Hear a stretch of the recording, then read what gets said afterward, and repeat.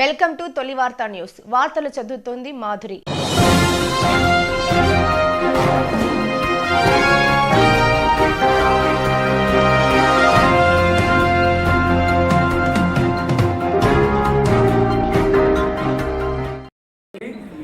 ప్రతి ఒక్కరికి పేరు పేరున నమస్కారాలు. మనమందరం చూసినాం, రేవంత్ రెడ్డి గారు వచ్చినారు. నాకు కూడా డయాస్ మీద పాస్ వచ్చింది. దానిపైన ఏం రాసినారంటే ఎన్పి వెంకటేష్ లీడర్ బిఎల్ఏ అని రాసినారు. నాకు చాలా సంతోషం అయింది. బిఎల్ఏ అంటే బూత్ లెవెల్ ఏజెంట్ అని. బూత్ లెవెల్ అంటే నేను తిరుమల దేవుగుంటా ఉంటారు, నా బూత్ నెంబర్ 215. ఆ దానికి నేను ఏజెంట్ గా ఉన్నాను. అంటే ఒక ఏజెంట్ గా ఉండి మనము పనిచేస్తే ఎన్ఎం శ్రీనివాసరెడ్డి గారికి నా బూత్ లో 70% ఓట్లు వచ్చినాయి. అదే టిఆర్ఎస్ పార్టీకి అక్కడ ఓన్లీ 25% 30% ఓట్లు వచ్చాయి. అంటే ఒక బిఎల్ఏగా ఉంటూ మనము ఖచ్చితంగా పనిచేస్తే డాక్టర్ వంశీచంద్ర రెడ్డి గారికి భారీ మెజార్టీతో గెలిపిస్తామని చెప్పేసి కూడా ఈ సందర్భంగా తెలియజేస్తా ఉన్నాను. నేను ఇంకొక ముఖ్య విషయం చెప్తా ఉన్నాను. మన మహబూబ్ నగర్ మున్సిపాలిటీ 49 వార్డులు, హన్వాడ మండల్ 35 విలేజ్లు, అదేవిధంగా మహబూబ్ నగర్ మండల్ 26 గ్రామ పంచాయతీలు ఉన్నాయి. దాంట్లో 3 గ్రామ పంచాయతీలు వేరే నియోజకవర్గంలో ఉన్నాయి. రెండేమో దేవరకద్రకు ఉన్నాయి, ఒకటేమో నారాయణపేటకు ఉంది. ఆ 26 గ్రామ పంచాయతీలలో 3 గ్రామ పంచాయతీలు తీస్తే మనకు 23. అంటే టోటల్ గా చేస్తే మహబూబ్ నగర్ నియోజకవర్గంలో 107 సెగ్మెంట్లు ఉన్నాయి. 107 సెగ్మెంట్ల లోపల మనము ఈ నెల 15వ తారీఖు నుంచి నేను ఎమ్మెల్యే గారి అనుమతితోటి, అదేవిధంగా మన వంశీచంద్ర రెడ్డి గారి అనుమతితోటి ఈ నెల 15వ తారీఖు నుండి మనము వర్కౌట్ చేస్తే ఉదయం 2 విలేజ్లు, సాయంకాలం 2 విలేజ్లు. ఆ 2 విలేజ్లు ఉదయం తిరిగినప్పుడు 100 మంది కార్యకర్తలు ప్రతి ఒక్కరు కూడా ఇంటింటికి తిరిగి 2 విలేజ్లు ఉదయము, 2 విలేజ్లు సాయంకాలము, అంటే 4ను మనము డివైడ్ చేస్తే 30 రోజులు. మనకి ఎలక్షన్స్ కూడా 30-40 రోజులలో మన పోలింగ్ జరగబోతా ఉంది.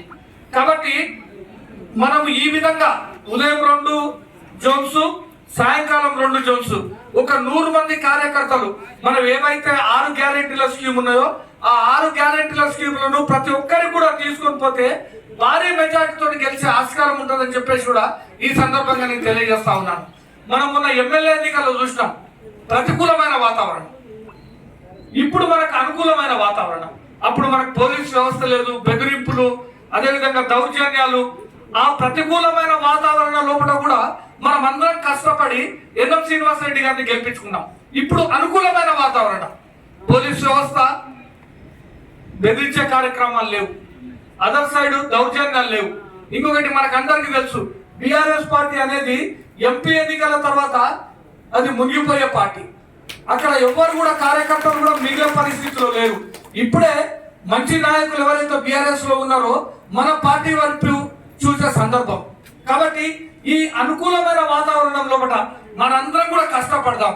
ఒక 30-40 రోజులు మనకి కావనుకొని మనం కష్టపడితే మన వంశీచంద్ర రెడ్డి గారిని ఢిల్లీ పార్లమెంట్ లో మనం చూడొచ్చు.